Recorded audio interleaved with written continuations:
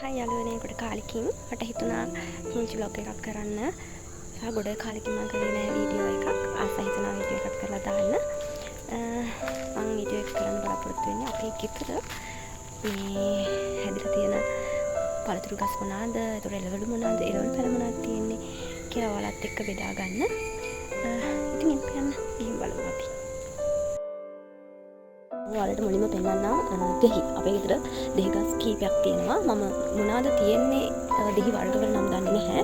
මේක ලෙමන් දෙහි කියලා කියන්නේ මං හිතාට පස්සේ තියෙනවා මෙන්න මේ වගේ දෙහි ගහක්. මේකෙත් අනිවාර්යෙන් දෙහි තියෙනවා. පිරෙන්නම හැදෙනවා. වෙන දෙහි වර්ගයක්. මේකේ හරිම රහයි. මේක නිකන් දොඩම් ගණේට වගේ තමයි. අතුල තැඹිලි පාටයි. තැඹිලි පාටයි මේ. ඔයාලට පේනවා ඇති මේ කාල වර්ගයක් නේ.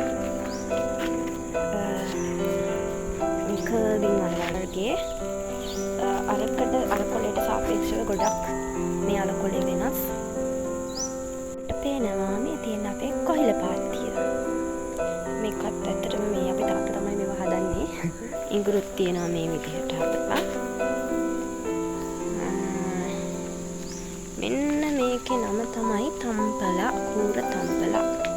පියම් වත්ත පහලට යද්දී මෙන්න මෙතන තියෙනවා රම්පපාපිය.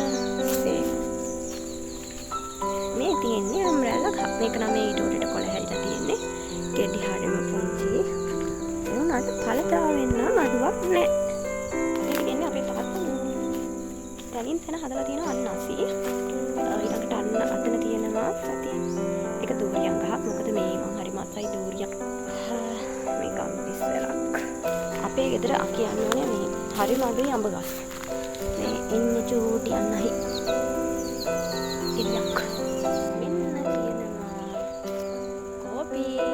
ඉස්සරහයි කප් තියෙනවා. අනික මේක කිලෝ පෙර ගහක්. ඊපස්සේ මේ තියෙන්නේ අපේ ගොඩු කොළ පාත්තිය. අන්න අතනින් පේන පොඩි අඩිකට පෙර ගහේ දෙලොන් ගහ.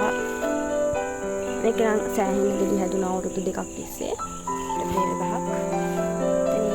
මේ කොම ගොඩ කොට සෑහෙන තියෙන කොට කොළ හැදිලා.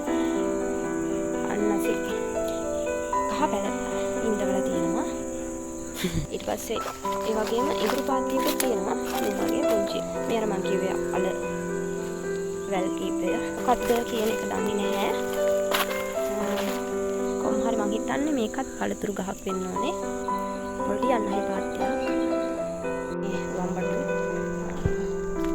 මෙතනක් තියෙනවා කිලෝ බේර ගහක්. අද තියෙන්නේ මොනවද කියලා. නේ. මොනවද මේ? කොච්චි. තව දෙලුම් ගහක්. මේක නම් මොනවද කියලා දන්නේ නැහැ. මම හිතන්නේ ඒවා කරාමකට හැදෙන්න යන්නේ පෙත් මොනවද? ඒ තියෙන්නේ මේ අර හිින් අරන් කියන්නේ ඒවා. හිින් අරන් කියන කෙලින් ගම්ටිස් තියෙනවා, නාසි තියෙනවා, කෙසෙල් ගස් තියෙනවා. මම හිතනවා මගේ වීඩියෝ එක පොඩි අඩුපාඩුකම් තියෙන්නේ නැති. ඉතින් ඒ දේවල් වලට සමාව ඉල්ලනවා සහ ඔයාලා මේ වීඩියෝ එක රස විඳින්න නැති කියලා මම හිතනවා. ලස්සනද කියලා බලලා කියන්න මට.